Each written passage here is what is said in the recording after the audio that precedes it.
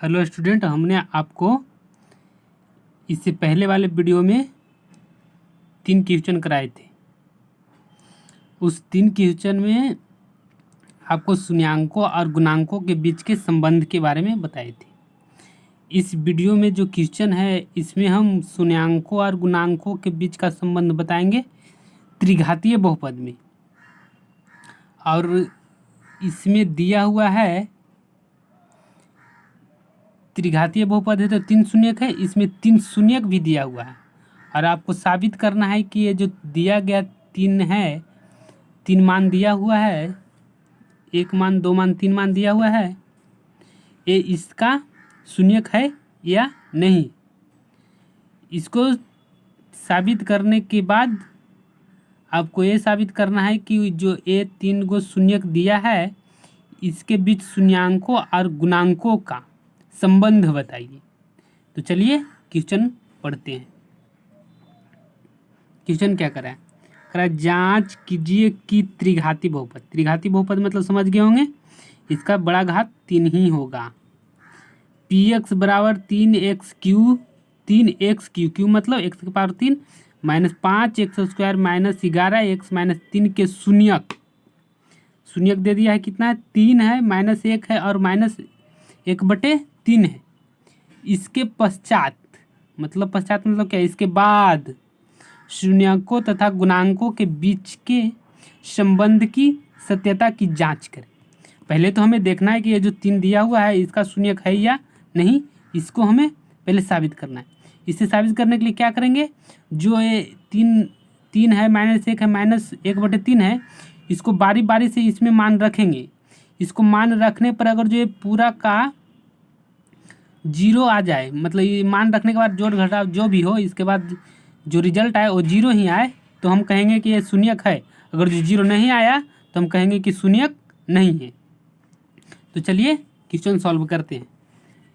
पहले मान लें px का 3 शून्यक है, x बराबर मतलब x के ही मान है। शून्य कब होता है, x के मान को ही शून्यक कहते हैं, जिसके x के मान रखने पर 0 हो जाता है। तो x बराबर 3 है, माइनस 1 है, माइनस 1/3 है। तो हम लिखें अगर p3 p-1 और p-1/3 का मान 0 हो गया तो ये शून्यक है। तो पहले px बराबर कितना है, px बराबर है x³ minus 3x³ minus 5x² minus 11x minus 3, x बराबर 3 रखते हैं तो p3 हो जाएगा। 3 इंटू 3 के x³ है, गुना है, अब इसको एक अलग से ब्रैकेट दिया, इसको क्यू कर दिए। अब ये पूरा रिजल्ट को सॉल्व करेंगे, इसलिए इसमें हम कोष्ठक लगा दिए। माइनस 5 गुने 3 के स्क्वायर, इसको भी इसी तरह से पूरा सॉल्व करेंगे। इसके बाद खोलेंगे तो प्लस माइनस में कोई प्रॉब्लम नहीं होगा, इसलिए हम कोष्ठक लगा देते हैं। माइनस 11 गुने 3, अब आई 3 तिया 9, 9 तिया 27 हो गया, 3 गुने 27, 3 तिया 9 हो गया, तो 5 गुने 9 11 तिया 33 हो गया, माइनस 3 है। अब इसको 27 तिया 81 हो गया, 9 पचे 45, कुछ नहीं है, माइनस है तो माइनस लिखेंगे आगे, माइनस लिख दिए। 9 पचे 45, 33 है, इसके कुछ नहीं प्लस है तो प्लस माइनस माइनस ही हो गया, माइनस 33 और माइनस 3। अब ये 81 है, इसको जोड़ते हैं, तो 45 और 33 कितना हो गया, 78, 78 तो 78 में 3 जोड़ेंगे कितना होगा, माइनस 81, तो 81 माइनस 81 बराबर 0। अब x बराबर 3 रखें तो इसका मान 0 हो गया, इसलिए हम कह देंगे कि ये जो p3 बराबर 0 हो गया, इसलिए x बराबर 3 शून्यक है। अब दूसरा है कि p बराबर x बराबर माइनस 1 रखने पर 0 होता है। अगर जो 0 हो जाएगा x बराबर माइनस 1 तो वो शून्यक हो जाएगा। उसी तरह से यहाँ वैल्यू रख दिए हैं, क्यों किए तो -1 हो गया, -1 का स्क्वायर 1 हो गया, 11 गुना माइनस 1 तो -11 हो गया, ये -3 था, -3 हो गया।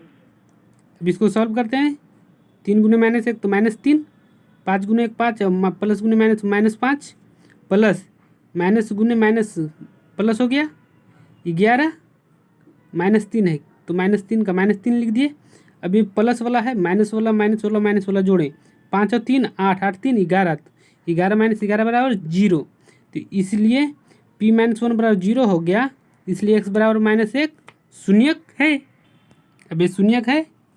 अब तीसरा क्वेश्चन, वो तो x बराबर -1 हो गया शून्यक। अब तीसरा क्वेश्चन तीसरा क्वेश्चन नहीं, तीसरा मान हम चेक कर रहे हैं। x बराबर -1/3 रख दिए, -1/3 का क्यू माइनस 5 इंटू -1/3 का स्क्वायर माइनस 11 इंटू -1/3 -3। इसको किए 3 बार तो 3 माइनस गुने माइनस गुने माइनस माइनस यहाँ आ गया, 1 आ गया, 3 3 9 27 आ गया, 27 हो गया। इसको किए तो माइनस गुने माइनस प्लस हो जाएगा, यहाँ +9।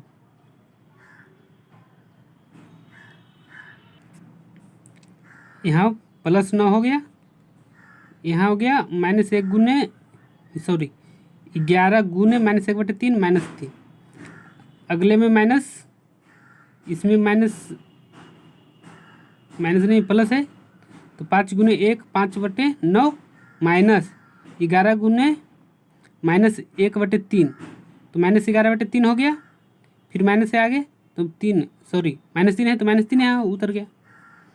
सॉल्व आप कर सकते हैं, हम जल्दी जल्दी बोल रहे हैं इसीलिए थोड़ा आपको समझ, लेकिन अपने सब तो सॉल्व कर सकते हैं। 10वीं क्लास में है ये, तो ये सॉल्व करने के लिए आपको चौथी पाँचवीं में ही सिखाया जाता है।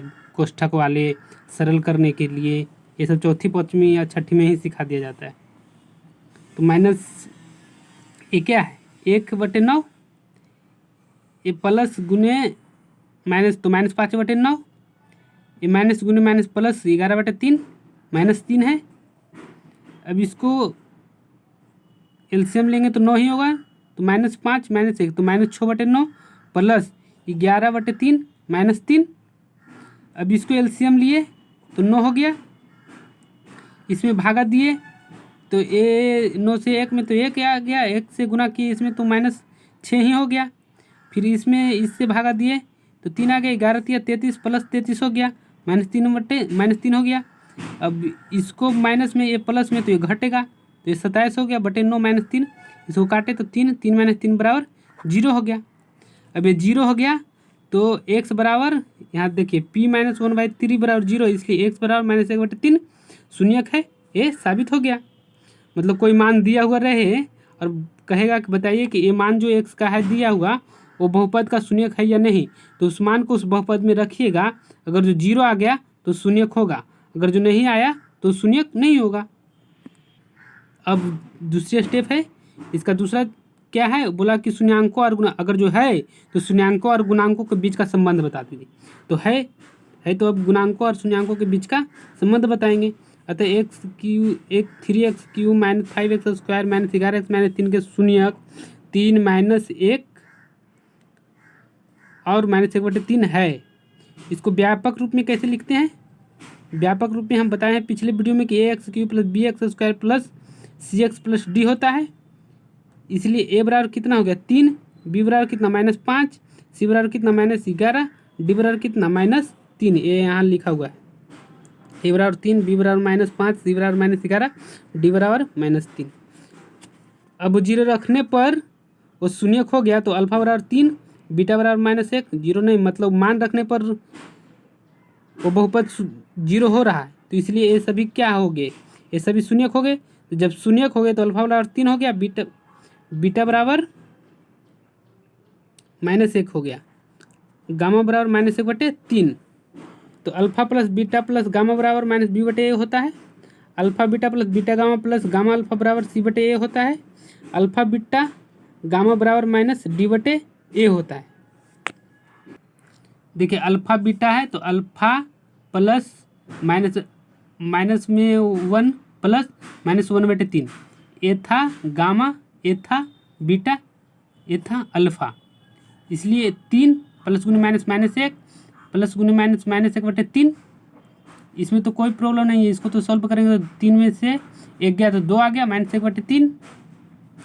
अब इसको एलसीएम लिए 1 तो 3 पूरा है, 3 दूनी 6, 6 में से 1 गया 5, 5/3 -b/a। Alpha plus beta plus gamma बराबर माइनस बी बटे ए होता है। अल्फा प्लस बीटा के मान इधर आ गया, अब माइनस बी बटे ए का मान कितना आता है, अगर जो बराबर होता है तो सही है, नहीं होगा तो फिर गलत हो जाए। तो माइनस बी बटे, तो बी का मान कितना था -5, माइनस पहले माइनस माइनस प्लस हो गया, +5/3। इसका मान और इसका मान बराबर हो रहा है, यहाँ पर तो सत्यापित हो गया। अगला स्टेप चलते हैं, क्या होता है। Alpha beta plus beta gamma plus gamma alpha बराबर सी बटे ए। अल्फा 3 गुने बीटा -1 प्लस बीटा -1 गुने -1/3 प्लस -1/3 गुने 3। इसको सॉल्व कीजिए, इससे गुना इसमें, इससे गुना इसमें। इसको सॉल्व करने पर आपको -11/3 आ रहा है। उसी तरह से -11/3 आ रहा है। उसी तरह से आप सी बटे ए का मान लिख रखें, तो सी कितना है 11 है, ए कितना है 3 है, 11/3 ये भी सत्यापित हो गया। अल्फा बीटा कीजिए तो -d/a होता है। अल्फा बीटा मतलब गुना 3 गुने -1 गुने -1/3। इससे इसको काटे 1 से 1 गुना 1, -1 गुने -1 1 ही ना होगा, ये हो गया। अब -d/a तो माइनस पहले से था तो माइनस माइनस प्लस 3/3 बराबर 1, ये सत्यापित हो गया। यहाँ लिख देख सकते हैं कि गुणांक शून्यांकों और गुणांकों का बीच का संबंध सत्यापित हो गया। इतना सॉल्यूशन आप दे देंगे। ये बोर्ड में इतना बड़ा क्वेश्चन नहीं आएगा, लेकिन हम आपको ये बता दिए हैं कि अगर जो बाय द वे आए 5 नंबर का क्वेश्चन तो आप आसानी से सॉल्व कर सकते हैं। Thank you for watching. इस वीडियो को शेयर, सब्सक्राइब और लाइक ज़रूर करें।